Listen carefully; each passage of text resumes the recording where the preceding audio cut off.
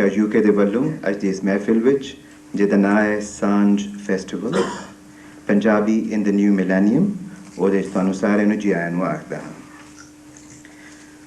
ਦੋਸਤੋ, ਪੰਜਾਬੀ ਜ਼ਬਾਨ ਸਾਂਝ, ਸੰਜੋਗ ਤੇ ਮਿੱਤਰਤਾ ਦੀ ਬੋਲੀ ਹੈ ਤੇ ਇਹਦੀ ਸਭ ਤੋਂ ਵੱਡੀ ਸਿਫਤ ਹੈ ਇਸ ਦਾ ਇਨਸਾਨੀ ਸੱਭਿਆਚਾਰ, ਇਨਸਾਨੀਅਤ ਨੂੰ ਇੱਕ ਮੰਨਣਾ, ਇਨਸਾਨ ਨੂੰ ਇਨਸਾਨ ਦੇ ਨਾਲ ਲਿਆਉਣਾ, ਨਿਕਟ ਲਿਆਉਣਾ ਤੇ ਉਸ ਦੀ ਇਨਸਾਨੀਅਤ ਤੋਂ ਪ੍ਰਭਾਵਿਤ ਹੋਣਾ। ਗੁਰੂ ਅਰਜਨ ਦੇਵ ਜੀ ਨੇ ਫਰਮਾਇਆ, ਜਿਵੇਂ ਜਲ ਮੇ ਜਲ ਆਏ ਖਟਾਣਾ, ਤਿਉਂ ਜੋਤੀ ਸੰਗ ਜੋਤ ਸਮਾਣਾ, ਮਿਟ ਗਏ ਗਵਨ ਪਾਇਆ ਬਿਸਰਾਮ, ਨਾਨਕ ਪੁਰਬ ਕੇ ਸਤ ਕੁਰਬਾਨ। ਯਾਨੀ ਇਸ ਤਰ੍ਹਾਂ ਇਨਸਾਨ ਨਾਲ ਇਨਸਾਨ ਨੂੰ ਮਿਲਣਾ ਚਾਹੀਦਾ ਹੈ ਜਿਵੇਂ ਪਾਣੀ ਵਿੱਚ ਪਾਣੀ ਮਿਲ ਜਾਂਦਾ ਹੈ, ਜਿਵੇਂ ਰੋਸ਼ਨੀ ਵਿੱਚ ਰੋਸ਼ਨੀ ਮਿਲ ਜਾਂਦੀ ਹੈ। ਜਦ ਤੂੰ ਇਸ ਕਾਬਲ ਹੋ ਜਾਏਗਾ ਕਿ ਜਿਵੇਂ ਰੋਸ਼ਨੀ ਰੋਸ਼ਨੀ ਨਾਲ ਮਿਲ ਜਾਂਦੀ ਹੈ ਤੇ ਫਿਰ ਤੈਨੂੰ ਰੱਬ ਵੀ ਮਿਲ ਜਾਏਗਾ। ਬਾਬਾ ਬੁੱਲੇ ਸ਼ਾਹ ਜੀ ਨੇ ਫਰਮਾਇਆ, ਬਾਕੀ ਸਭ ਨੇ ਗੱਲੜੀਆਂ ਇੱਕੋ ਹੀ ਰੱਬ ਦੀ ਗੱਲ, ਕੁਝ ਰੌਲਾ ਪਾਇਆ ਆਲਮਾ, ਕੁਝ ਕਾਗਦਾਂ ਪਾਇਆ ਚੱਲ। मिर्ज़ा गालिब का भी एक शेर याद आ रहा है, हम मुहिद हैं हमारा कैश है तरके रसूम, हम मुहिद हैं हमारा कैश है तरके रसूम, मिलतें जब मिट गईं अज्जाए ईमा हो गईं। तो दोस्तों, पंजाब की धरती तो हज़ारों मील दूर पंजाबियों ने जिथे जिथे भी जा डेरे लाए ने, जिथे भी नवी बस्तियां वसाइयां ने, जिथे भी नए नगर आबाद किते ने, ਉੱਥੇ ਹੀ ਇੱਕ ਨਵੇਂ ਪੰਜਾਬ ਦੀ ਨਿਊ ਰੱਖ ਦਿੱਤੀ ਹੈ। ਯਾਦ ਆ ਰਹੀ ਹੈ ਮਹਾਰਾਜਾ ਰਣਜੀਤ ਸਿੰਘ ਦੀ ਇੱਕ ਗੱਲ ਜੋ ਉਹਨਾਂ ਨੇ ਅਟਕ ਦੀ ਮਾਰ ਸ਼ੁਰੂ ਕਰਦੇ ਹੋਏ ਕਹੀ। ਜਦੋਂ ਅਟਕ ਵੱਲ ਮਾਰ ਕਰ ਰਹੇ ਸਨ ਤੇ ਬਹੁਤ ਸਾਰੇ ਲੋਕਾਂ ਨੇ ਉਹਨਾਂ ਨੂੰ ਡਰਾਵੇ ਦਿੱਤੇ। ਉਹਨਾਂ ਕਿਹਾ ਕਿ ਉਸ ਪਾਸੇ ਨਾ ਜਾਓ, ਉੱਥੇ ਖਤਰਾ ਹੈ। ਮਹਾਰਾਜਾ ਰਣਜੀਤ ਸਿੰਘ ਨੇ ਫਿਲਬਦੀ ਕੁਝ ਸ਼ਬਦ ਕਹੇ, ਯਾਨੀ ਐਕਸਟੈਂਪੋਰ ਕਹੇ। ਉਹਨਾਂ ਨੇ ਕਿਹਾ, सबई भूमि गोपाल की, सबई भूमि गोपाल की, ज्यां में अटक कहाँ, जिसके मन में अटक रही सो ही अटक रहा। जो साढ़े फारसी विच भी कहा गया है कि हर मुल्क मुल्क मास्त के मुल्क खुदाई मास्त, कि सारी दुनिया जिहड़ी है वो रब दी है ते इत्थे रुकना किहड़ा। सो दोस्तों, बिना किसी शक दे यह दावा किया जा सकता है कि पंजाबी एक इंटरनेशनल ज़ुबान है ਅਤੇ Punjab is an intercontinental land outside Punjab. Punjabi ਤੇ ਪੰਜਾਬ ਦੀ ਇਸ ਮਿੱਤਰਤਾ, ਦੋਸਤੀ ਅਤੇ ਸਾਂਝ ਦੇ ਦਰਸ ਨੂੰ ਅਗੇਤਰੀ ਵੱਲ ਵਧਾਉਣ ਲਈ ਮਜਲਿਸ ਵਾਰਿਸ ਸ਼ਾਹ ਨੇ ਤੁਹਾਡੇ ਲਈ ਇਹ ਮਹਿਫਿਲ ਸਜਾਈ ਹੈ। ਬਲਕਿ ਇਹ ਕਹਿਣਾ ਚਾਹੀਦਾ ਹੈ ਕਿ ਬਰਤਾਨੀਆ ਦੇ ਸੱਭਿਆਚਾਰਕ ਸਮਾਜ ਦੇ ਵਖਰੇਵੇਂ ਦਾ ਇੱਕ ਪਰਛਾਵਾਂ ਤੁਹਾਡੇ ਲਈ ਤਿਆਰ ਕੀਤਾ ਹੈ। ਪ੍ਰੋਗਰਾਮ ਦੇ ਪਹਿਲੇ ਹਿੱਸੇ ਵਿੱਚ ਪੰਜਾਬੀ ਦੇ ਹਵਾਲੇ ਨਾਲ ਚਰਚਾ ਕਰਨਗੇ ਜਨਾਬ ਡੋਮਿਨਿਕ ਰਾਏ, ਜਿਹੜੇ ਪੰਜਾਬ ਦੀ ਨਵੀਂ ਨਸਲ ਜਾਂ ਯੁਵਾ ਪੀੜ੍ਹੀ ਜਿਹੜੀ ਹੈ ਉਹਦੀ ਨੁਮਾਇੰਦਗੀ ਕਰਨਗੇ। ਡੋਮਿਨਿਕ ਰਾਏ ਲੇਖਕ ਨੇ, ਸਟੇਜ ਨਿਰਦੇਸ਼ਕ ਨੇ, ਇਹਦੇ ਨਾਲ ਨਾਲ ਪੰਜਾਬੀ ਜ਼ੁਬਾਨ ਤੇ ਪੰਜਾਬ ਦੀ ਸੱਭਿਅਤਾ ਦੇ ਇੱਕ ਸੱਚੇ ਭਗਤ ਨੇ। ਤੇ ਮੈਂ ਦਾਵਤ ਦਿਆਂਗਾ ਜਨਾਬ ਡੋਮਿਨਿਕ ਰਾਏ ਜੀ ਨੂੰ ਕਿ ਤਸ਼ਰੀਫ ਇੱਥੇ ਲਿਆਉਣ ਤੇ ਆਪਣੀ ਗੁਫ਼ਤਗੂ ਦਾ ਆਗਾਜ਼ ਕਰਨ। ਡੋਮਿਨਿਕ ਰਾਏ।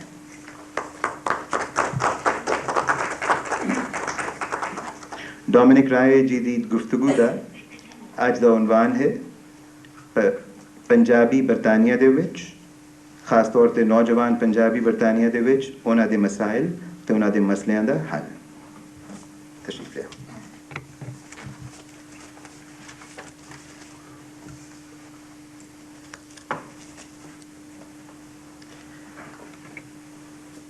ਮੇਰੀ ਗੱਲ ਤਾਂ ਬੜੀ ਛੋਟੀ ਜਿਹੀ ਗੱਲ ਹੈ, ਵੈਸੇ ਗੱਲਾਂ ਵਿੱਚੋਂ ਗੱਲਾਂ ਨਿਕਲ ਆਉਂਦੀਆਂ।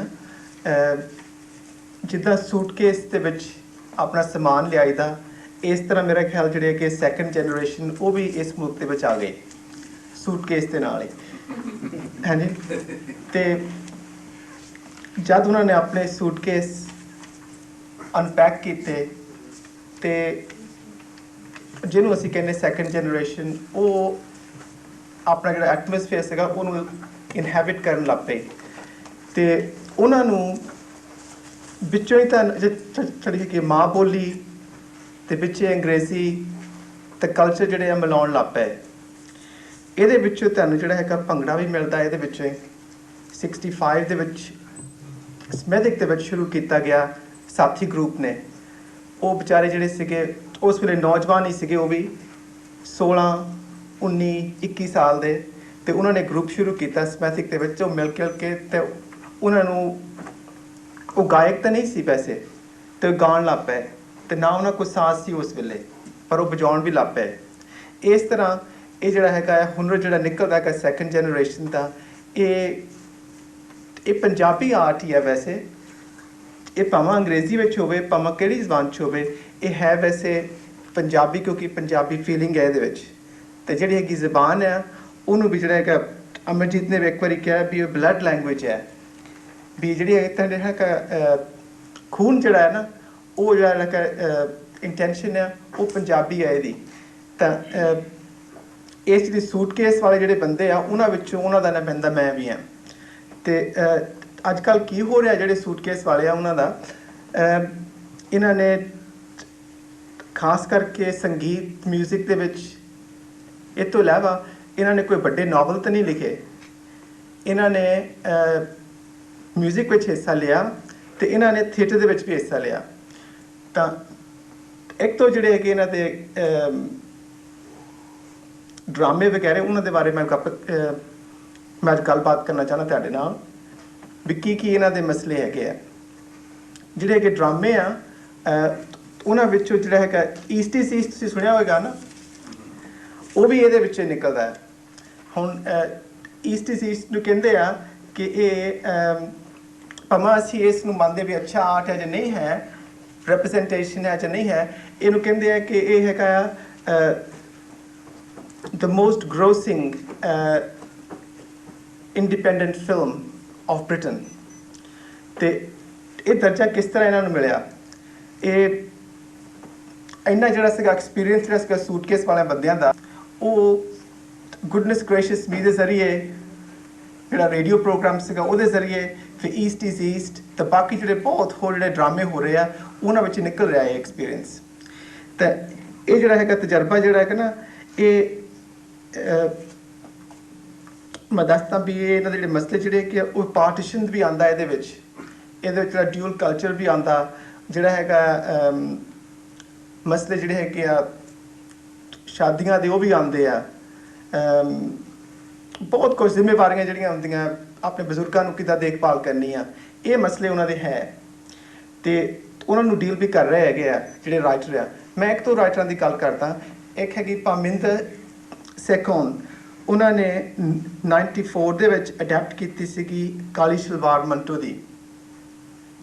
ਇਸ ਤੋਂ ਪਹਿਲਾਂ ਰੁਖਸਾਨਾ ਅਹਿਮਦ ਨੇ ਵੀ ਕੀਤੀ ਅਡੈਪਟ ਇਸੇ ਡਰਾਮੇ ਨੂੰ। ਉਹਨਾਂ ਨੇ, ਰੁਖਸਾਨਾ ਅਹਿਮਦ ਨੇ ਅੰਗਰੇਜ਼ੀ 'ਚ ਕੀਤਾ ਇਸੇ ਡਰਾਮੇ ਨੂੰ ਅਡੈਪਟ, ਅਤੇ ਕਾਸਟ ਵੀ ਕਾਫੀ ਵੱਡਾ ਸੀਗਾ ਉਹਦਾ।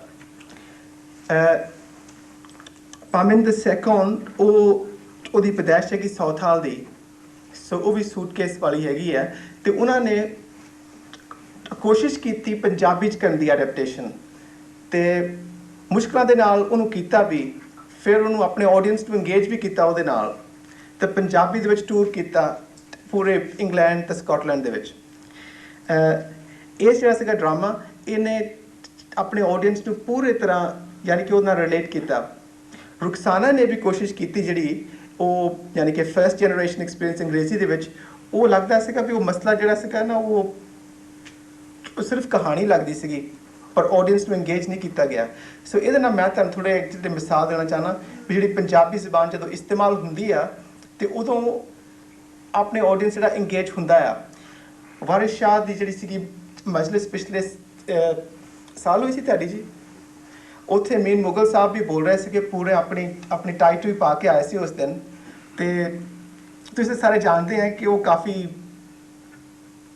ਅੱਛੇ ਤਰੀਕੇ ਨਾਲ ਬੋਲਦੇ ਹੁੰਦੇ ਵੈਸੇ। ਅਤੇ ਉਹ ਕਹਿ ਰਹੇ ਸੀਗੇ ਕਿ ਹਾਂਜੀ ਹਾਂ, ਬੜੇ ਆਪਣੇ ਆਲਮ ਹੈ ਨਾ, ਅਤੇ ਉਹ ਆਪ ਖੁਦ ਕਹਿ ਰਹੇ ਸੀਗੇ ਵੀ ਲੋਕ ਤਾਂ ਬੜੇ ਅੱਜ ਕੱਲ੍ਹ ਸਟੇਜ 'ਤੇ ਜਾਂਦੇ ਆ, ਆਉਂਦੇ ਆ, ਬੜੇ ਖੁੱਲ੍ਹੇ ਡੁੱਲੇ ਆਉਂਦੇ ਆ, ਅਤੇ ਵੀ ਮੈਂ ਐਵੇਂ ਖਾਮ ਆਪਣੀ ਜਿਹੜੀ ਕਿ ਟਾਈਟ ਵੀ ਬੰਨ ਕੇ ਆਇਆ ਅੱਜ। ਸੋ ਇਸ ਤਰ੍ਹਾਂ ਹੋਣਾ ਚਾਹੀਦਾ ਵੀ ਜਿਹੜੀ ਨਾ ਕਿ ਮਾਂ ਬੋਲੀ ਆ, ਭਾਵੇਂ ਤੁਹਾਡੀ ਜਿਹੜੀ ਮਰਜ਼ੀ ਮਾਂ ਬੋਲੀ ਆ, ਉਹਨੂੰ ਥੋੜ੍ਹਾ ਜਿਹਾ ਹਲਾਸ਼ੇਰੀ ਦੇਣੀ ਚਾਹੀਦੀ ਹੈ, ਖਾਸ ਕਰ ਜਿਹੜੇ ਹੈਗੇ ਆ ਨਵੀਂ ਜਨਰੇਸ਼ਨ ਉਹਨਾਂ ਨੂੰ ਕਿਸ ਤਰ੍ਹਾਂ ਉਹ ਇਸਤੇਮਾਲ ਕਰ ਸਕਦੇ ਇਸ ਆਰਟ ਨੂੰ। ਜਿੰਨੀਆਂ ਵੀ ਕਹਾਣੀਆਂ ਜਿਹੜੀਆਂ ਸਾਡੀਆਂ ਹੈਗੀਆਂ ਬਹੁਤ ਨਿਕਲਣ ਵਾਲੀਆਂ ਹੈਗੀਆਂ, ਜਿਹੜੇ ਫਸਟ ਜਨਰੇਸ਼ਨ ਐਕਸਪੀਰੀਅੰਸ ਵੀ ਹੈਗਾ, ਸੈਕੰਡ ਜਨਰੇਸ਼ਨ ਵੀ, ਮੇਰੇ ਖਿਆਲ ਇਹਦੇ ਵਿੱਚੋਂ ਬਹੁਤ ਕੁਝ ਨਿਕਲਣ ਵਾਲਾ ਹਾਲੇ ਹੈ। ਤੇ ਨਾਵਲ ਵੀ ਨਿਕਲਣੇ ਚਾਹੀਦੇ ਹੈਗੇ ਆ। ਬ੍ਰਦਰਸ ਇਨ ਟਰਬਲ ਸ਼ਾਇਦ ਤੁਸੀਂ ਰਿਵਿਊ ਕੀਤੀ ਹੋਏਗੀ ਨਾ, ਤੇ ਉਦਾਸ ਨਸਲਾਂ, ਮੇਰਾ ਖਿਆਲ ਉਹ ਇਕੱਲਾ ਨਾਵਲ ਸੀਗਾ ਜਿਹੜਾ, ਮੇਰਾ ਖਿਆਲ ਹੋਰ ਵੀ ਨਾਵਲ ਨਿਕਲਣੇ ਚਾਹੀਦੇ ਆ, ਤੁਹਾਨੂੰ ਵੀ ਲਿਖਣਾ ਚਾਹੀਦਾ ਇਹਦੇ ਬਾਰੇ। ਤੇ ਮੇਰਾ ਖਿਆਲ ਹੈ ਜਿਹੜਾ ਐਕਸਪੀਰੀਅੰਸ ਜਿਹੜਾ ਹੈ ਨਾ, ਜਿਹੜਾ ਫਸਟ ਜਨਰੇਸ਼ਨ ਦਾ ਇੱਥੇ ਦਾ ਬਰਤਾਨੀਆ ਦਾ, ਮੇਰੇ ਖਿਆਲ ਆਪਾਂ ਹਾਲੇ ਸਕ੍ਰੈਚ ਨਹੀਂ ਕੀਤਾ, ਉਹਨੂੰ ਉੱਤੇ ਉੱਤੇ ਦੇਖ ਰਹੇ ਹਾਂ। ਕਹਿੰਦੇ ਆ ਵੀ ਸ਼ਾਇਦ ਵਕਤ ਲੱਗਦਾ ਨਾ ਰੋਟੀ ਪਕਾਉਣ ਨੂੰ ਵੀ, ਆਟਾ ਜਿਹੜਾ ਗੁੰਨੀ ਦਾ ਪਹਿਲਾਂ, ਫਿਰ ਉਸ ਤੋਂ ਬਾਅਦ ਆਪਾਂ ਖਾਣੇ। ਮੇਰੇ ਖਿਆਲ ਸਾਨੂੰ ਵੀ ਅੱਜ ਨਾ ਥੋੜਾ ਜਿਹਾ ਜਿਹੜਾ ਆਟਾ ਗੁੰਨਣਾ ਚਾਹੀਦਾ ਅੱਜ ਵੀ, ਆਉਂਦੇ ਸਾਲਾਂ ਤਾਈਂ ਇਹਦਾ ਨਾਮ ਵੀ ਰੱਖਿਆ ਨਿਊ ਮਿਲੇਨੀਅਮ, ਵੀ ਆਉਂਦੇ ਸਾਲ ਤੇ ਅਸੀਂ ਵੀ ਰੋਟੀ ਆਪਣੀ ਜਿਹੜੀ ਪੰਜਾਬੀ ਰੋਟੀ ਵੀ ਖਾ ਸਕੀਏ।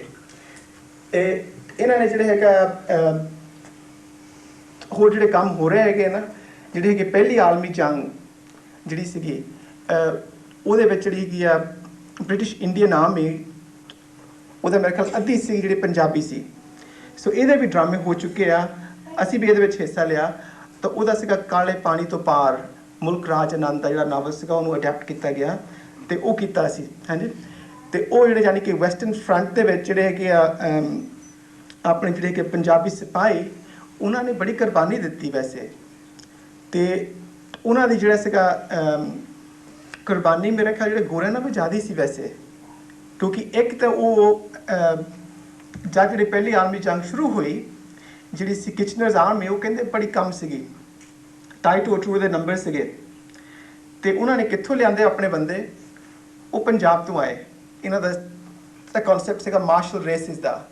ਸੋ ਉਹਨਾਂ ਨੂੰ ਵੀ ਲਿਆਂਦਾ। ਤੇ ਪੰਜਾਬੀਆਂ ਦਾ ਜਿਹੜਾ ਹਿੱਸਾ ਨਾ ਹੈਗਾ ਇਸ ਮੁਲਕ ਦੇ ਵਿੱਚ, ਉਹ ਕਾਫੀ ਹੈਗਾ।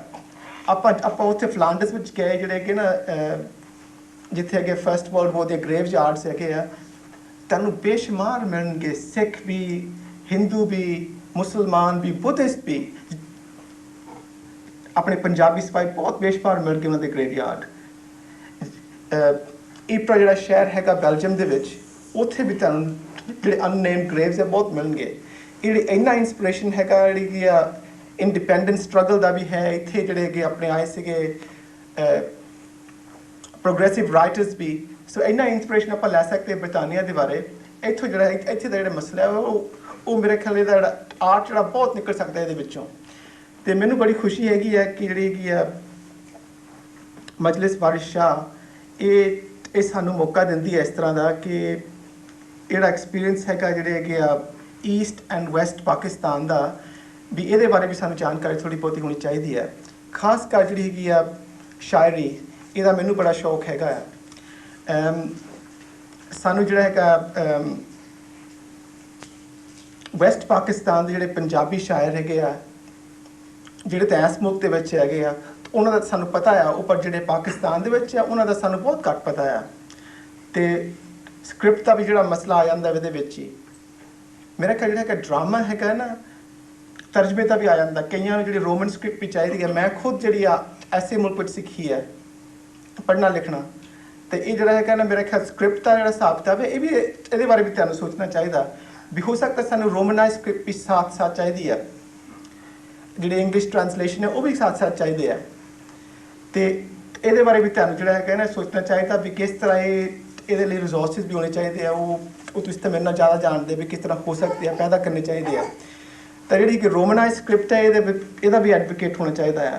ਕਿਉਂਕਿ ਜਿਹੜੇ ਕਿ ਨੌਜਵਾਨ ਨਸਲ ਹੈ ਮੇਰੇ ਖਿਆਲ ਜਿਹੜੇ ਹੈਗੇ ਨਾ ਤਾਂ ਉਹ ਮੇਰੇ ਖਿਆਲ ਸ਼ਾਹ ਮੁਖ 'ਚ ਪੜ੍ਹਨਗੇ ਫਿਊਚਰ ਦੇ ਵਿੱਚ, ਹੋ ਸਕਦਾ ਬਹੁਤ ਘੱਟ ਪੜ੍ਹਨਗੇ, ਤੇ ਜਾਂ ਗੁਰਮੁਖੀ ਵਿੱਚ ਵੀ ਬਹੁਤ ਘੱਟ ਪੜ੍ਹਨਗੇ। ਸੋ ਰੋਮਨਾਈਜ਼ ਸਕ੍ਰਿਪਟ ਦਾ ਵੀ ਮੇਰਾ ਖਿਆਲ ਤੁਹਾਨੂੰ ਸੋਚਣਾ ਚਾਹੀਦਾ ਥੋੜ੍ਹਾ ਬਹੁਤਾ। ਜਿੰਨੀ ਗੱਲ ਹੈਗੀ ਆ ਮਨ ਮੇਲੇ ਦੀ ਤੇ ਮੇਰੇ ਹਿੱਸੇ ਦੀ, ਮੈਂ ਸੋਚਦਾ ਵੀ ਜਿਹੜੇ ਕਿ ਨਾ ਪੰਜਾਬੀ ਜਿਹੜੇ ਰਾਈਟਰ ਆ, ਅੱਜ ਕੱਲ੍ਹ ਅਸੀਂ ਜਿਹੜੇ ਕਿ ਯਾਸਮੀਨ ਖਾਨ ਦੇ ਨਾਲ ਵੀ ਕੰਮ ਕਰ ਰਹੇ ਹੈਗੇ ਆ, ਅਤੇ ਰਵੀ ਸਿੰਘ ਮੰਗਤ ਦੇ ਨਾਲ। ਰਵੀ ਸਿੰਘ ਮੰਗਤ ਤੇ ਸਾਡੇ ਨੌਜਵਾਨ ਨਸਲ ਦੇ ਜਿਹੜੇ ਰਾਈਟਰ ਹੈਗੇ ਆ, ਇਹਨਾਂ ਨੇ ਬੜੇ ਵਧੀਆ ਡਰਾਮੇ ਲਿਖੇ ਹੈਗੇ ਆ। ਅਤੇ ਉਹਨਾਂ ਨੂੰ ਸਪੋਰਟ ਕਰ ਰਹੇ ਹੈ ਕਿ ਉਹਨਾਂ ਦੀ ਆਵਾਜ਼ ਨਿਕਲਣ ਲਈ। ਅਤੇ ਇਹ ਜਿਹੜੇ ਰਾਈਟਰ ਹੈਗੇ ਆ ਨਵੇਂ ਰਾਈਟਰ, ਇਹ ਆਪਣੀ ਜਿਹੜੀ ਸੈਟਿੰਗ ਹੈਗੀ ਆ ਇਹ ਉਹਦੇ ਵਿੱਚ ਪੰਜਾਬੀ ਵੀ ਇਸਤੇਮਾਲ ਕਰਦੇ ਆ ਤੇ ਇਸਤੇਮਾਲ ਕਰਦੇ ਹੈ ਕਿ ਡਾਇਲੌਗ ਜਿਹੜੇ ਹੈਗੇ ਨਾ ਜਦ ਤੱਕ ਖਾਸ ਡਾਇਲੌਗ ਆਉਂਦੇ ਆ ਉਹਨਾਂ ਨੂੰ ਪੰਜਾਬੀ ਵੀ ਇਸਤੇਮਾਲ ਕਰਦੇ ਆ ਬਲਕਿ ਪੰਜਾਬੀ 'ਚ ਨਹੀਂ ਲਿਖ ਰਹੇ ਉਹ ਅੰਗਰੇਜ਼ੀ 'ਚ ਲਿਖ ਰਹੇ ਹੈਗੇ ਆ ਇੰਟੈਂਸ਼ਨ ਜਿਹੜੀ ਹੈ ਮੇਰੇ ਖਿਆਲ ਜਿਹੜਾ ਆਡੀਅנס ਹੈਗਾ ਹੈ ਨਾ ਉਹ ਪੰਜਾਬੀ ਰਾਈਟਰਾਂ ਦਾ ਮੇਰੇ ਖਿਆਲ ਆਪਾਂ ਸਾਰੇ ਵੀ ਹੈ ਤਾਂ ਹੋਰ ਵੀ ਹੈ ਜਿਹੜੇ ਇੰਗਲਿਸ਼ ਸਪੀਕਿੰਗ ਵੀ ਹੈ ਸੋ ਇਹਦੇ ਵਿੱਚ ਮੈਂ ਤੁਹਾਨੂੰ ਬੇਨਤੀ ਕਰਨਾ ਚਾਹੁੰਦਾ ਤੁਹਾਨੂੰ ਸਾਰਿਆਂ ਨੂੰ ਵੀ ਆਪਣੇ ਸਾਰਿਆਂ ਦੀ ਜ਼ਿੰਮੇਵਾਰੀ ਹੈਗੀ ਹੈ ਕਿ ਆਪਾਂ ਜਿਹੜੇ ਕੀ ਆ ਆਪਣੀ ਜਿਹੜੀ ਕਹਾਣੀਆਂ ਜਿਹੜੀਆਂ ਉਹਨਾਂ ਨੂੰ ਅਸੀਂ ਕਿਸ ਤਰ੍ਹਾਂ ਫੋਰਵਰਡ ਕੀਤਾ ਜਾਏ ਕਿਉਂਕਿ ਮੇਰਾ ਖਿਆਲ ਜਿਹੜਾ ਕਿ ਸਭ ਤੋਂ ਇੰਟਰਸਟਿੰਗ ਜਿਹੜੀਆਂ ਹੈਗੀਆਂ ਕਹਾਣੀਆਂ ਪੰਜਾਬੀਆਂ ਦੀਆਂ ਸਟੋਰੀਆਂ ਜਿਹੜੀਆਂ ਬਹੁਤ ਮੇਰੇ ਖਿਆਲ ਸ਼ੇਅਰ ਕਰਨੀ ਚਾਹੀਦੀਆਂ ਸਾਨੂੰ ਸਾਂਝਣੀਆਂ ਚਾਹੀਦੀਆਂ ਅਸੀਂ ਹੁਣ ਇਸ ਸਟੇਜ 'ਤੇ ਆ ਗਏ ਹੈਗੇ ਅਸੀਂ ਕਮਿਸ਼ਨ ਕਰ ਰਹੇ ਹੈਗੇ ਅਮਰਜੀਤ ਚੰਦਰ ਨੂੰ ਉਹਨਾਂ ਨੇ ਅਡੈਪਟ ਕੀਤਾ ਹੈਗਾ ਡਰਾਮਾ ਤੋਬਾ ਤੇਗ ਸਿੰਘ ਅਤੇ ਉਹਨੂੰ ਅਸੀਂ ਕਰਨਾ ਚਾਹੁੰਦੇ ਹਾਂ ਕਿ ਪੰਜਾਬੀ ਦੇ ਵਿੱਚ ਵੀ ਅਤੇ ਅੰਗਰੇਜ਼ੀ ਦੇ ਵਿੱਚ ਵੀ ਇਹ ਹੁਣ ਅਗਲੇ ਸਾਲ ਮੇਰਾ ਖਿਆਲ ਆਏਗਾ ਲਾਈਨ ਦੇ ਵਿੱਚ ਅਤੇ ਖਤਮ ਹੋਣ ਤੋਂ ਪਹਿਲਾਂ ਮੈਂ ਤੁਹਾਨੂੰ ਥੋੜ੍ਹਾ ਜਿਹਾ ਮੈਂ ਇਹਦੇ ਵਿੱਚ ਉਸੇ ਕਿਤਾਬ 'ਚ ਪੜ੍ਹ ਦੇਣਾ ਜੌਨ ਵੈਲਚ ਉਹਨਾਂ ਨੇ ਅਤੇ ਅਮੀਨ ਮੁਗਲ ਸਾਹਿਬ ਨੇ ਇਹਨਾਂ ਨੇ ਤਰਜਮਾ ਕੀਤਾ ਅਮਰਜੀਤ ਦੀਆਂ ਆ ਪੋਇਮ ਜਿਹੜੀਆਂ ਹੈਗੀਆਂ ਤਾਂ ਉਹਦਾ ਟਾਈਟਲ ਹੈਗਾ ਬੀਇੰਗ ਹੇਅਰ ਮੇਰਾ ਖਿਆਲ ਹੈ ਫੈਸਟੀਵਲ ਹੋਣਾ ਚਾਹੀਦਾ ਬੀਇੰਗ ਹੇਅਰ ਤਾਂ ਉਹਦੇ ਵਿੱਚ ਜਿੰਨੀਆਂ ਵੀ ਹੈਗੀਆਂ ਵੋਇਸਿਸ ਹੈਗੀਆਂ ਇੰਟਰਸਟਿੰਗ ਵੋਇਸਿਸ ਉਹਦੇ ਵਿੱਚ ਪਾਉਣਾ ਚਾਹੀਦਾ ਕਿਉਂਕਿ ਜਿਹੜਾ ਆਪਣਾ ਇੱਥੇ ਰਹਿਣ ਦਾ ਉੱਥੇ ਵਿੱਚ ਮੇਰਾ ਖਿਆਲ ਬਹੁਤ ਇੰਟਰਸਟਿੰਗ ਐਕਸਪੀਰੀਅੰਸ ਹੈਗਾ ਜਿਹੜਾ ਆਉਣਾ ਚਾਹੀਦਾ ਆਰਟ ਦੇ ਵਿੱਚ ਵੀ ਉਹਨਾਂ ਨੇ ਐਸੇ ਲਿਖੀ ਜਿਹੜੀ ਬੀਇੰਗ ਹੇਅਰ ਉਹਦੇ ਵਿੱਚ ਥੋੜ੍ਹਾ ਜਿਹਾ ਮੈਂ ਐਕਸਟ੍ਰੈਕਟ ਪੜ੍ਹਦਾ ਤੁਹਾਡੇ ਵਾਸਤੇ ਇਹ ਅੰਗਰੇਜ਼ੀ ਦੇ ਵਿੱਚ I think, feel and dream in Punjabi. My language is my real home, my last retreat. Freud says it's not possible to return to the womb. In another context, poet John Berger talks about the myth of return. I have associations with some Punjabi words, and the word Ma Boli, mother language, is very close to me. My poems bear witness that the return is possible, and in Ma Boli, I feel most secure and at one with my own self. By contrast, just one English word.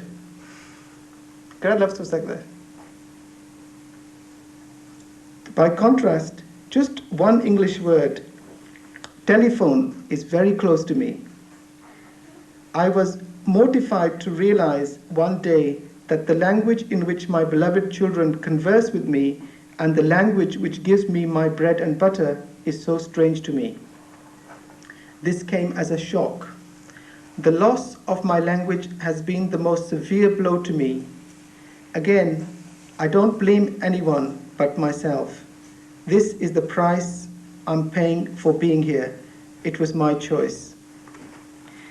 ਇਹ ਮੇਰਾ ਖਿਆਲ ਜਦ ਲਿਖ ਰਹੇ ਸੀਗੇ ਤੇ ਮੇਰਾ ਖਿਆਲ ਇਹਨਾਂ ਨੇ ਇਹ ਮਹਿਸੂਸ ਕਰ ਰਹੇ ਸੀਗੇ ਵੀ ਇਹਨਾਂ ਨੇ ਕੋਈ ਫੀਲਿੰਗ ਹੈ ਇਹਦੇ ਬਾਰੇ ਨਾ ਲਾਸ ਆਫ ਲੈਂਗੁਏਜ ਦੀ ਪਰ ਮੇਰਾ ਖਿਆਲ ਜਿਹੜੀ ਨਾ ਆਪਾਂ ਨੂੰ ਜਿਹੜੀ ਓਪਰਚੁਨਿਟੀ ਇੱਥੇ ਮਿਲਦੀ ਆ ਉਹ ਮੇਰੇ ਖਿਆਲ ਉੱਥੇ ਨਹੀਂ ਮਿਲ ਰਹੀ ਵੈਸੇ ਜਿਸ ਤਰ੍ਹਾਂ ਹੁਣ ਮੈਂ ਵੀ ਹੁਣ ਜਿੱਦਾਂ ਹੁਣ ਹੈਗਾ ਈਸਟ ਪੰਜਾਬ ਦਾ ਮੈਂ ਤੁਹਾਡੇ ਨਾਲ ਗੱਲਾਂ ਬਾਤਾਂ ਕਰ ਰਿਹਾ ਇਸ ਤਰ੍ਹਾਂ ਗੱਲਾਂ ਬਾਤਾਂ ਨਹੀਂ ਹੋ ਰਹੀਆਂ ਉੱਥੇ ਨਾ ਈਸਟ ਵਿੱਚ ਹੋ ਰਹੀਆਂ ਨਾ ਵੈਸਟ ਵਿੱਚ ਹੋ ਰਹੀਆਂ ਸੋ ਮੇਰਾ ਖਿਆਲ ਅਸੀਂ ਇਹਦਾ ਫਾਇਦਾ ਵੀ ਉਠਾ ਸਕਦੇ ਹਾਂ ਅਤੇ ਮੇਰਾ ਖਿਆਲ ਜਿੱਦਾਂ ਨਾ ਹੈਗੇ ਆ ਉਹ ਵਾਈਬਰੈਂਸੀ ਆਉਂਦੀ ਹੈਗੀ ਇਟਾਲੀਅਨ ਜਿਹੜੇ ਹੈਗੇ ਨਿਊਯਾਰਕ ਦੇ ਜਾਂ ਜਿਹੜੇ ਹੋਰ ਵੀ ਜਿਹੜੇ ਮਾਈਗਰੈਂਟ ਜਿਹੜੇ ਕਮਿਊਨਿਟੀਜ਼ ਹੈ ਆਪਣਾ ਇੱਥੇ ਵੀ ਕੁਛ ਨਾ ਕੁਛ ਬਣ ਸਕਦਾ ਜਿਹੜਾ ਹੈਗਾ ਉੱਥੇ ਨਹੀਂ ਹੋ ਸਕਦਾ ਕਿਉਂਕਿ ਸਿਆਸਤ ਜਿਹੜੀ ਆ ਪੋਲੀਟੀਕਲ ਇਸ਼ੂਜ਼ ਜਿਹੜੇ ਆ ਉੱਥੇ ਨਹੀਂ ਹੋ ਸਕਦਾ ਇੱਥੇ ਜਿਹੜੀ ਸਾਂਝ ਆਪਣੀ ਹੋ ਸਕਦੀ ਆ ਤਾਂ ਇਹ ਸਾਂਝ ਦੇ ਲਈ ਜੋ ਕੁਛ ਵੀ ਹੋ ਸਕੇ ਮੰਮੀ ਇਹਦੇ ਲਈ ਮੈਂ ਵੀ ਰੈਡੀ ਹੈਗਾ ਤਿਆਰ ਹੈਗਾ ਕੰਮ ਕਰਨ ਲਈ ਥੈਂਕ ਯੂ ਜੀ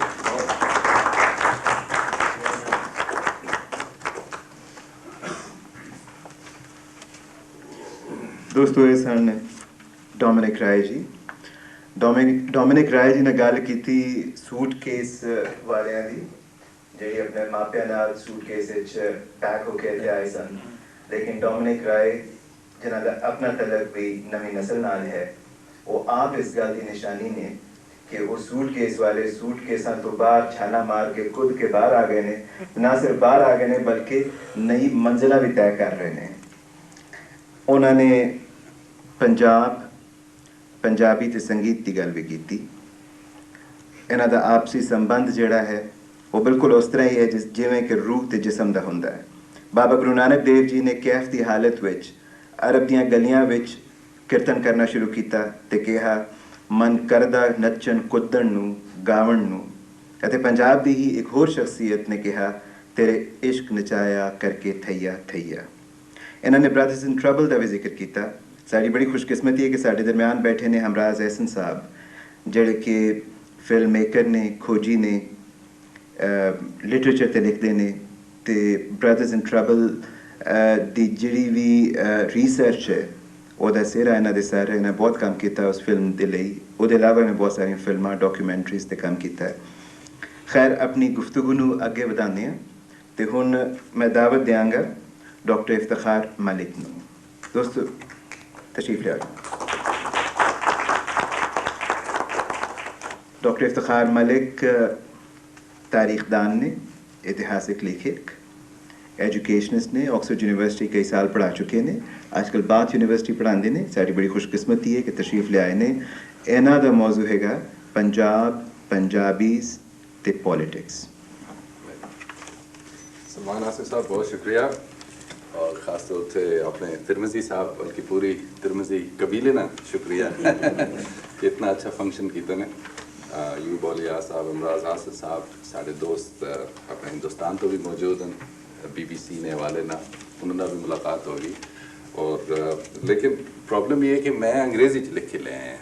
एक तो इतनी प्यारी मेरी ज़बान नहीं है कि पंजाबी बोलने च, दूसरा मैं मेरे जहन च सी कि जो नुज़हत भैन ने कहा कि भाई तुसी जिस ज़बान में मर्जी लिखा तो मैं वो इंग्लिश छोड़ जाए पॉइंट्स। आई होप कि you won't mind that. I am an historian, as you very rightly said, and historians generally start from yesterday.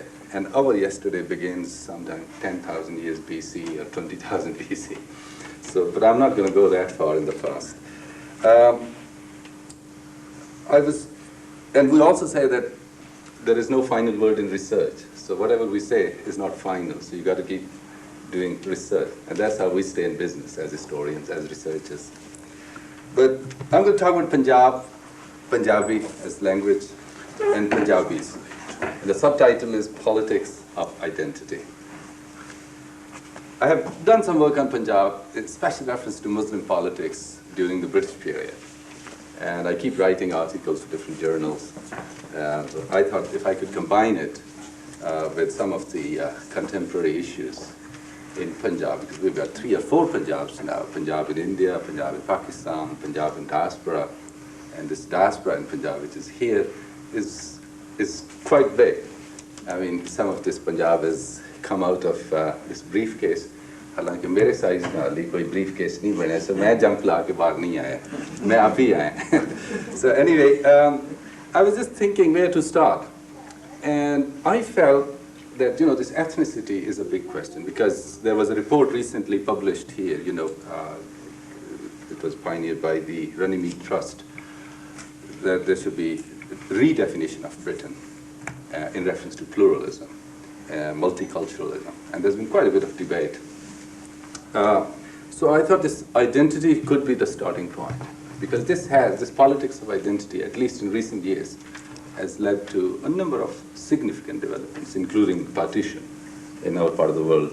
Rai sahab jisne zikr kar rahe कि आपस में रिश्ता वो ख़त्म हो गया, east Punjab to west Punjab ना, बल्कि discussion, you know, which is taking place, sadly you're very right, the discussion मैं अटेंड की थी, I may be wrong, लेकिन मैं तो support करांगा. To a great extent the discussion is on different issues, larger issues I would say, and in the process Punjabi identity, Punjabi language, they're being ignored. Tirmazi sahab ne aage gaal hui. I mean, if you look at dramas, for example, in Pakistan, the way Punjabi, matlab tag along kiti ja rahi. I mean, the main text is in Urdu, but you know, you present it in a Punjabi kind of quote unquote accent with few Punjabi words. तो उसमें मतलब ये कि kosher हो गई, halal हो गई. So anyway, this is a kind of problem that we don't have this debate between these 3 Punjabs, and even within Punjab itself. And maybe it's happening to other provinces as well, when you look at Sindh, for example, or Frontier, or Balochistan. But anyway, I was thinking that this politics of identity is a complicated affair. And if you look around, most of the wars, sadly, which are taking place now, after the Cold War, are one way or the other related with this identity problem, and these are ethnic wars. Somebody has enumerated about 190 conflicts in the world, and all of them, one way or the other, are connected with ethnicity. I don't want to say that ethnicity is a bad thing, but I think somehow pluralism in most cases, and especially in non-democratic societies, and even in democratic societies, have become conflictive. Either the majorities are ignoring minorities, or in some cases, like in former South Africa, we saw minorities were monopolizing power, cultural, economic, political. But we should also not forget that there has been coexistence amongst all kinds of plural communities. For example, in this country, or even before, let's say, partition in our part of the world, among different religious, ethnic, sectarian, lingual communities. But this problem of identity, is it really linked with modernity? And I don't want to rubbish modernity, because modernity has given us lots of wonderful things. It has given us mobility. We are here today sharing all these different beautiful cultural and linguistic traditions as one community. It has given us better awareness of human rights. It has given us, to a great extent, increased consciousness for gender equality, which many societies, including this society, I mean British society, have been lacking for centuries. So I'm not rubbishing modernity, but modernity has also increased the problems. Maybe, for example, our killing power. We have become more efficient killers. I mean, the century that ended last year, or is going to end next month, cost 180 million human lives. Just in one century, 180 million people lost their lives. And most of them were ordinary human beings. Whether it was First World War, Second World War, decolonization, like in Algeria, Vietnam, or these were ethnic wars, like in Yugoslavia, all kinds of wars. 180 million people. So this has been the most violent century. So on the one hand, we celebrate globalization, this human community, global village. But at the same time, we have been the most violent generation in human history. So is it really a problem of modernity? And modernity, when I talk about modernity, I think of nationalism. I know nationalism was a liberationist force in the 1920s, in the 1930s, when we look at Nehru, when we look at Gandhi, Jinnah, Nkrumah, Franz Fanon, these people, Lenin writing, or Mao Zedong. This was a liberationist ideology, because these countries had to develop some collective consciousness as nations, and had to fight against imperialism. But look at nationalism now. It's becoming very, very exclusionary, and it's extremely extreme form of narrow-mindedness. So is it really a problem of nationalism? Is it a problem of colonialism? Is it? I mean, they're all linked with modernity. Slave trade. Slave trade. I mean, 18 million people from Africa, just from Africa, were misplaced, were taken out, and this was a complex system. And if you ask the descendants of those African Americans, you could see this problem of identity is still recurrent with all its negative ramifications. So when I look at modernity, I look at colonialism, I look at nationalism, how it has evolved into a very repressive ideology, slave trade, and hegemony that we see. I mean, what kind of globalization we have, in which North, and especially North Atlantic region, Western Europe, North America, they control most of the economic, political, communicational, educational, cultural, you name it, institutions in the world.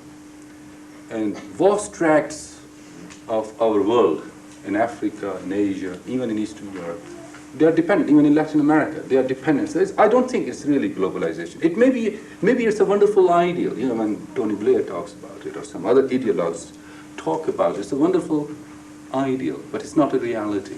The reality is different. The world is divided between North and South, between developed and undeveloped or less developed. And even within the developed countries, so-called first world, we have lots of third world, underdeveloped world. which suffers because of economic disempowerment, because of racism, because of institutionalized discrimination. So the question is about South Asian history. Now, on the one hand, South Asian history and politics, I am a student of South Asian history and politics. It's a very exciting subject. More than, not because I'm a South Asian, so I sort of feel good, praising South Asian history. But we have so many schools of history writing in South Asia, especially in India. You start with imperialist school of historiography, then come to nationalist school of historiography, then we talk of leftist. There are all kinds of leftist interpretations, gender-based, ethnic-based, regional, and now we are talking about subaltern studies. That look, we have talked about these high actors at the top, Mountbatten, British government, Muslim League, Nehru, Gandhi. We should talk about ordinary people. We should talk about smaller communities. So in that sense, South Asian history is, but there are problems in South Asian history as well.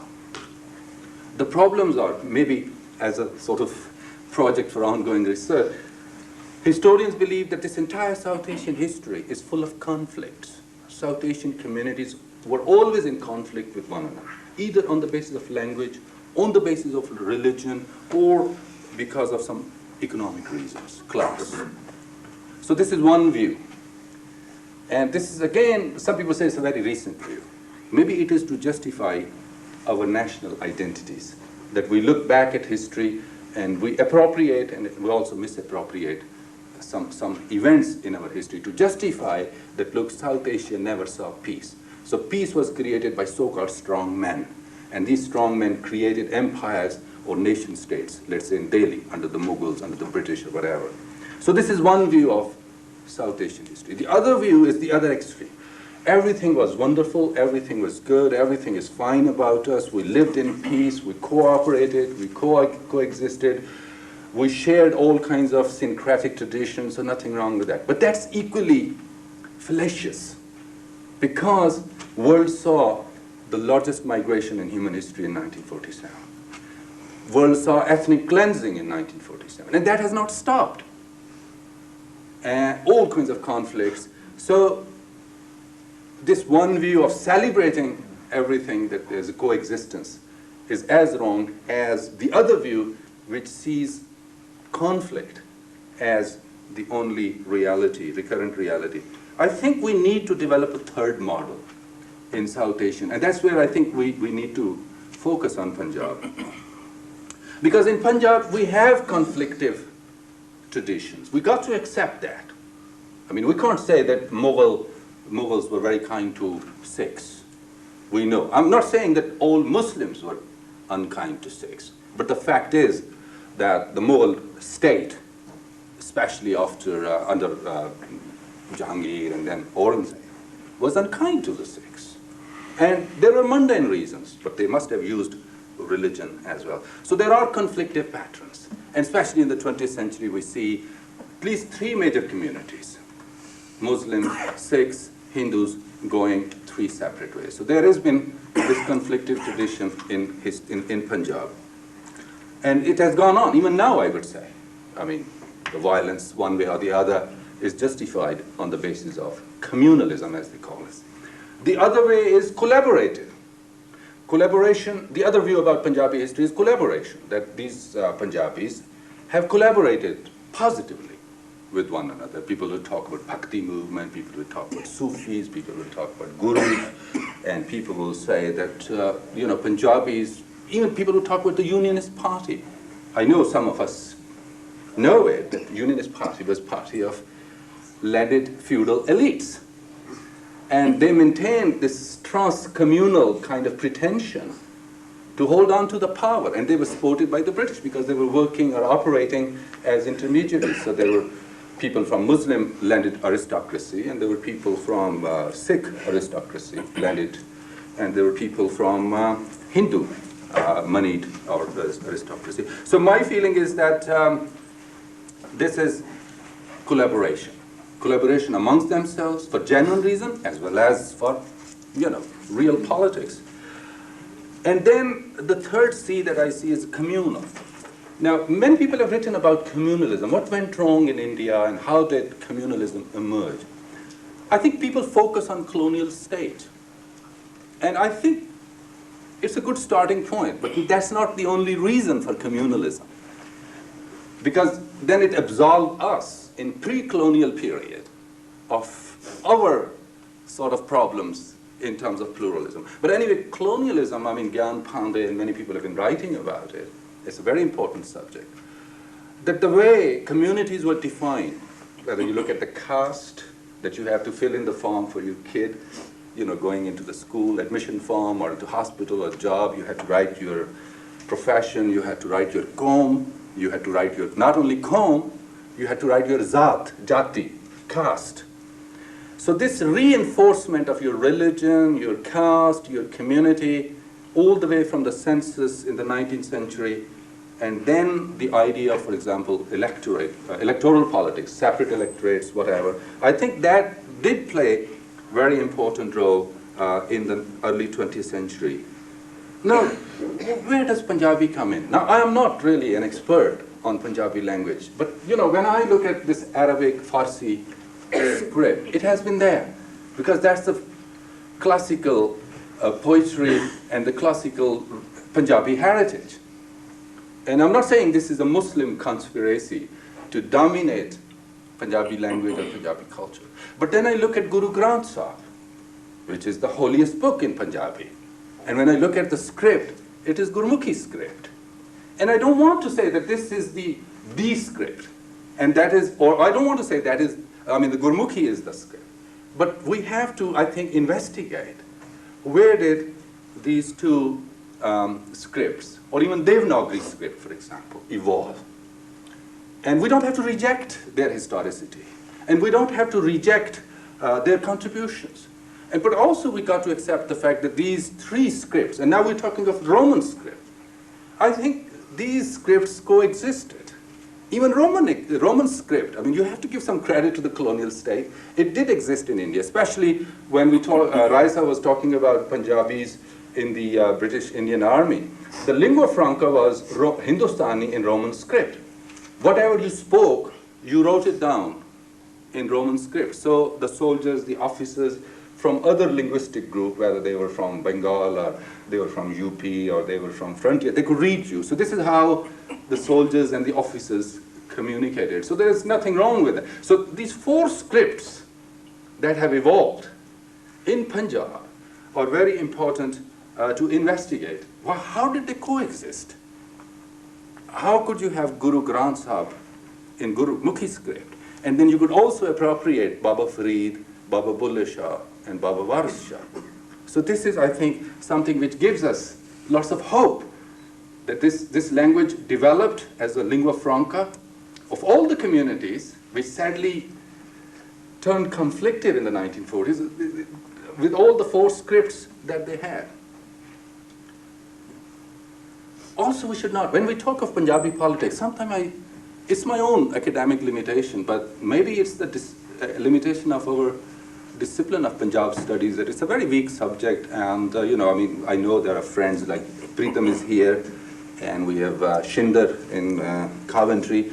And every 3-4 months we meet and we have a Punjab research group. We talk about these issues.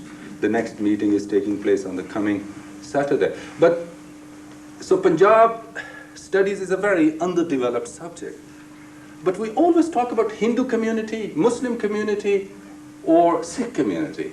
And I was thinking, I haven't come across any study on Christian community, because it was not the partition of Punjab. It was also partition of the communities. Maybe Muslims, going through all the trauma, came to West Punjab. So they got consolidated. And Punjab, which was politically not that active in Pakistan movement, becomes the flagship of Pakistan. Yani jisnu assi kehne hain ki Punjab na assi theka Pakistan na theka le liya. From a marginal role, we adopt this flagship role. On the other hand, Hindus migrate from West Punjab, they go to Punjab, and they also adopt or assume a very trans-regional powerful role. I mean, we could say that the former prime minister was from Jhelum, and he goes to, and he's the first Punjabi Indian prime minister. But if you look at Delhi, if you look at the culture, even Bollywood is dominated by the Punjabis, right? So Punjabi Muslims in Pakistan assume a trans-regional role. Punjabi Hindus going to India assume a dominant role. So who is left with Punjabi identity? Sikhs. They talk about the religion, they talk about the history, they talk about it. But in the process, we forget that there was another community which got partitioned. It was not just Punjab which was partitioned, the Christians of Punjab were also partitioned. And they have become island communities. Island community in Pakistan, because they suffer, you know, due to all kinds of racism. I mean, we talk about racism here, and I know we have our share of racism. We, you know, kind of jobs that we have allocated them, the kind of economic or political status, if you could call it status. And same way, I think there are biases and prejudices against. But I think the discussion on Punjab should include Christian community or communities as well. Now, I wanted to talk about middle class a little bit, because it is seen as if globalization is the buzzword and middle class is doing all the miracles. And if you have a middle class, you will have political stability and the societies will move forward. So we take lots of pride. And I think there is a competition going on in the developing world to say that we have already graduated into a middle class. And middle class all of a sudden assumes very liberal, very progressive kind of role. Rajiv Gandhi, late Rajiv Gandhi, in one of his speeches in Paris about 7-8 years ago, before he was assassinated, he said that South Asia, especially India, has the world's largest middle class. And when they talk of, you know, capitalist economy, they say that India is a huge market because there is a huge, ambitious middle class. And people talk of civil society and they think that civil society is all middle class. And then they look at countries like Afghanistan, they look at countries like Somalia, they look at countries like Ethiopia, and even countries like Pakistan. They say their problem is that they don't have a middle class. So somehow this middle class essentialism has become a kind of mainstay of globalization. But when I look at middle class development in South Asia, something which bothers me is that our middle class is not like that. Our middle class has the assumption, or the pretensions rather, of being very ambitious, no doubt about it. It's very opportunistic, no doubt about it. It wants to make money, no doubt about it. It wants to have more political and economic power. But it doesn't have the trans-regional or national ambitions. So middle class, for example, in Pakistani Punjab thinks of Punjabi identity. Middle class in Sindh thinks of Mazhar identity or a Sindhi identity. Middle class on the frontier thinks about Pashtun middle. And I think this parallel kind of ethnicized middle class is causing lots of problems. Why? Because you have the same problem. They don't think in terms of class, that there are people who are being exploited in Sindh, there are people who are being exploited in Punjab, there are people being exploited on the frontier and in Balochistan. So rather than building up common bridges to fight against exploitation, we end up sort of wasting our energies on these locally defined small domains. So you look at middle class in India, for example, the BJP or Shiv Sena, extremely ultra-right, fascist. They don't allow even a cricket test to take place, whether it's Bombay or allow the cricket team. Look at middle class in Pakistan. I think they are similar patterns. There are amazing similarities between the middle classes in India and Pakistan. Ultra-right, extremely religious, extremely communal, extremely ethnicized, and beyond that, extremely sectarianized. I am Sunni, you are Shia. You know, this sectarian conflict that we have in Pakistan. And this is where I think that we have to perhaps develop a kind of middle class definition of middle class. Some people say we shouldn't call it middle class. Maybe we should call it intermediate class.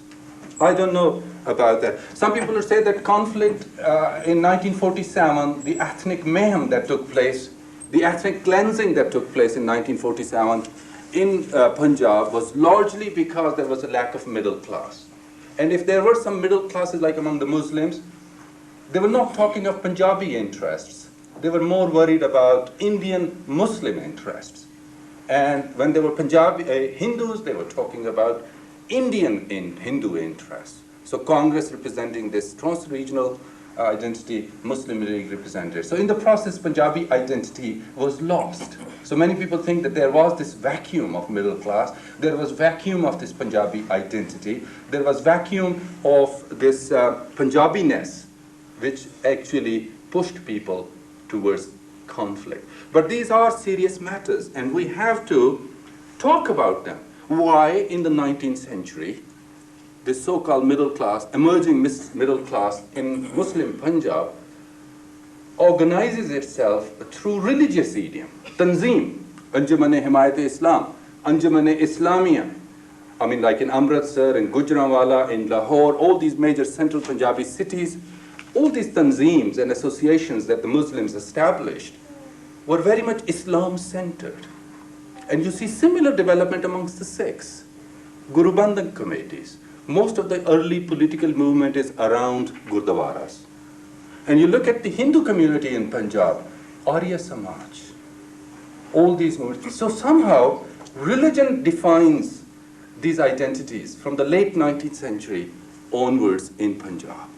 And this is the pattern which is still going on.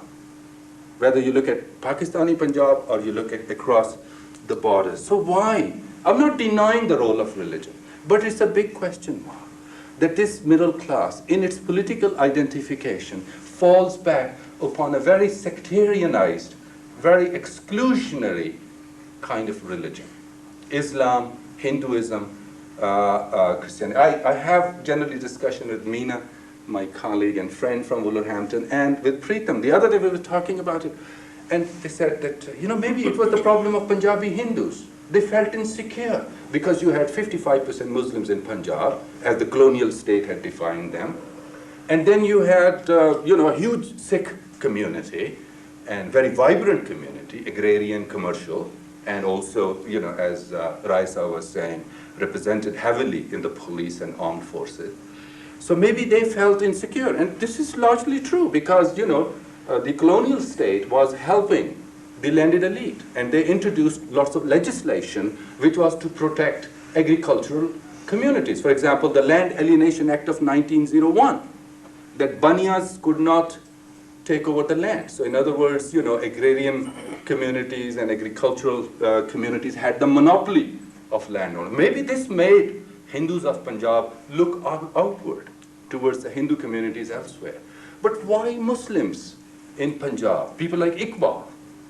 Sir Muhammad Iqbal sings of Hindustan Hamara, Hum Bulbule Iski, Ye Gulistan Hamara. So why does Iqbal from a Hindustani becomes a Pakistani? And then from Pakistani he talks of pan-Islamism. So these are some of the points which are very important, and as I said, I don't have the answers. Maybe I'm just raising these issues. But we come back to Punjabi, because the people who write on this politics of identity, they feel that it is part of this evolution of modernity, and it is linked with print capitalism, because the languages, the printing press, the evolution of middle, they're all linked. And this is how people came to identify themselves as new clans, as new tribes.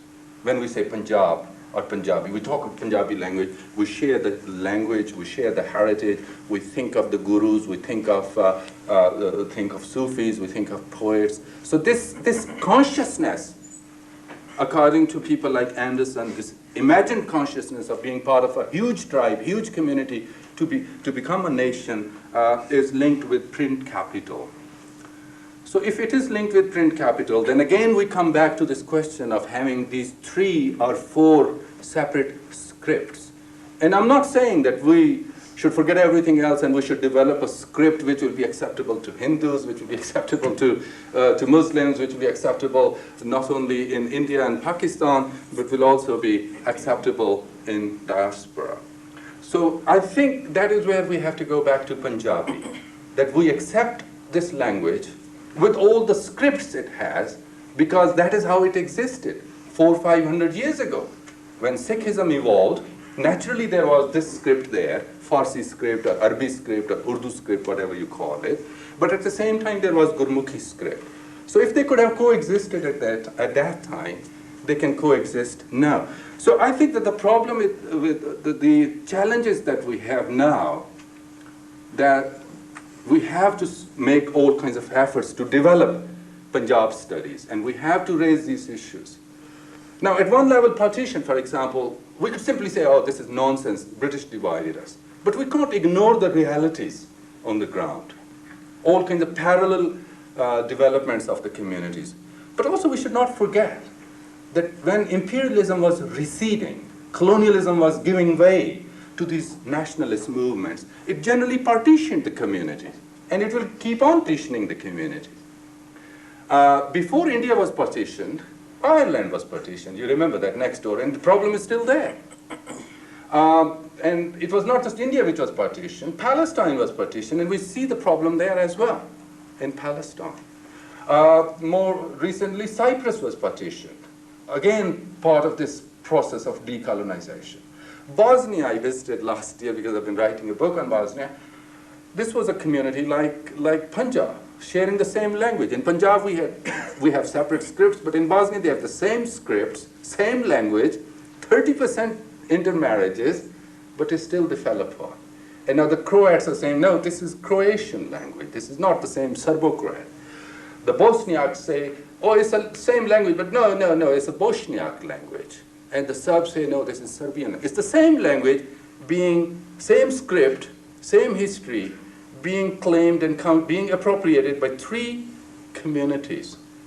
Punjabi is not like that. We're not disclaiming the commonality. We're not contesting all that. Even the scripts are not bothering us because we can at least. But this again a problem because I am worried that Punjabi is becoming just a spoken language in Pakistan.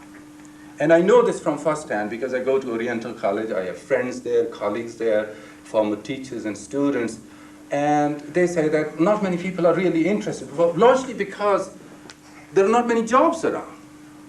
So I think academic discipline, as Punjabi as an academic discipline, has to be recognized. I know the situation is much better in Punjab, in Indian Punjab.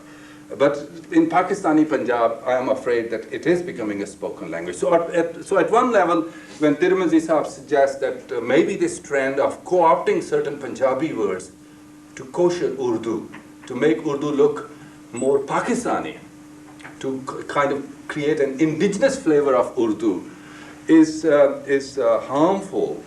Or maybe it is a recognition that there is this solid literary tradition in Punjabi that you cannot ignore. We have to think about that. We have to think about script. Something else which I feel sometimes needs to be debated, that in Punjab, within, for example, Pakistani Punjab, this lingual diversity has to be confronted. There's one attitude, oh, there's one Punjabi, there's no problem. That is nonsense. We have to determine the status of Saraiki. I mean, our Sufi literature is mostly in Saraiki. Saraiki is the lingua franca within Punjabi. So we can't afford to chuck Saraiki out, but we can't say that Saraiki is at a sort of secondary level. The position of Saraiki has to be defined within Punjabi language. I think this is a big ideological, theoretical challenge.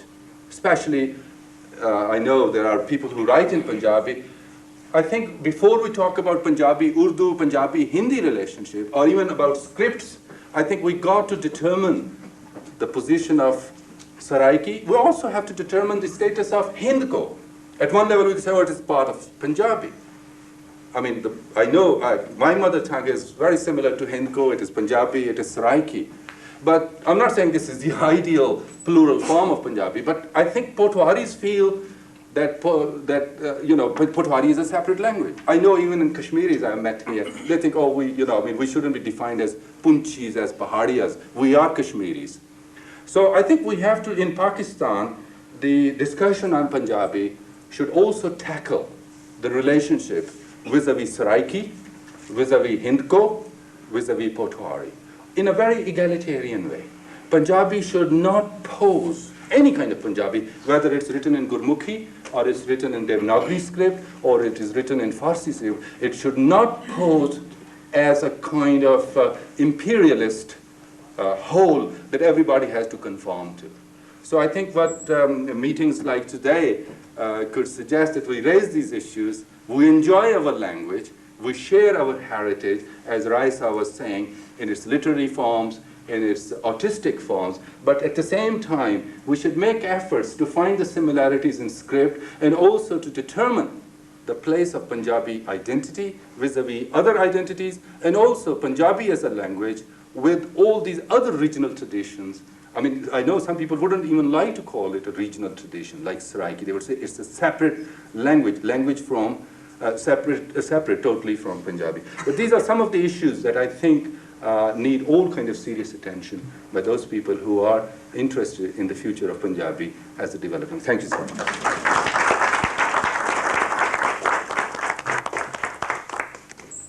Ladies and gentlemen, this is Dr. Iftikhar Malik in his customary manner, a very eye-opening, a very encompassing talk. He emphasized that history ought to be revisited from hitherto untreaded premises. He also pointed out that fragmentation of societies, and especially the middle class, along the ethnic and communal lines can be horrifying, and it can ensue a situation that can further fragmentation. He also pointed out certain challenges that face Punjabi and Punjabis. He pointed out that Punjabi is at the verge of becoming just a spoken lingo in the West Punjab. I think that is a very alarming state, if that is true. And people like Mazhar Tirmazi and Hamraz SNG who write on the subject, and Nuzhat Abbas, my next guest, ought to talk about that and see where can we further go ahead.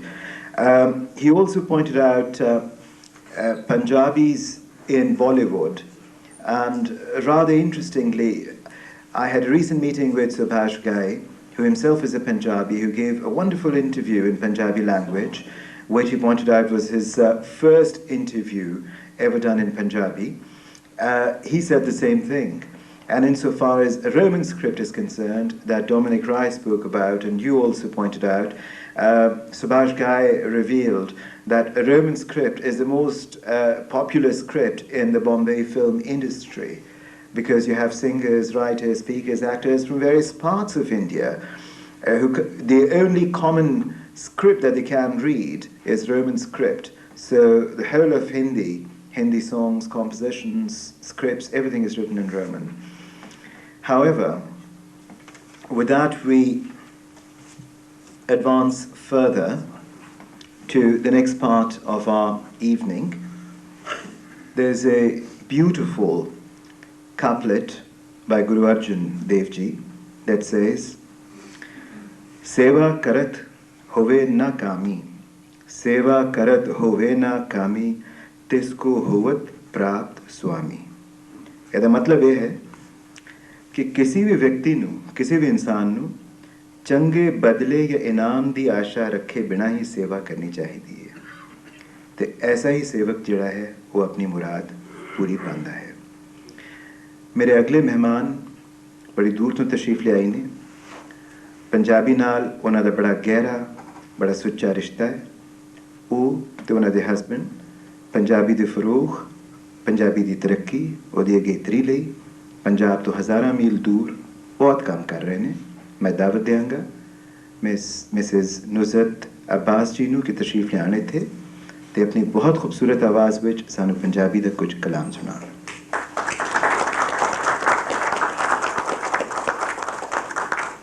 Mrs. Nuzhat Abbas. बड़ी मेहरबानी।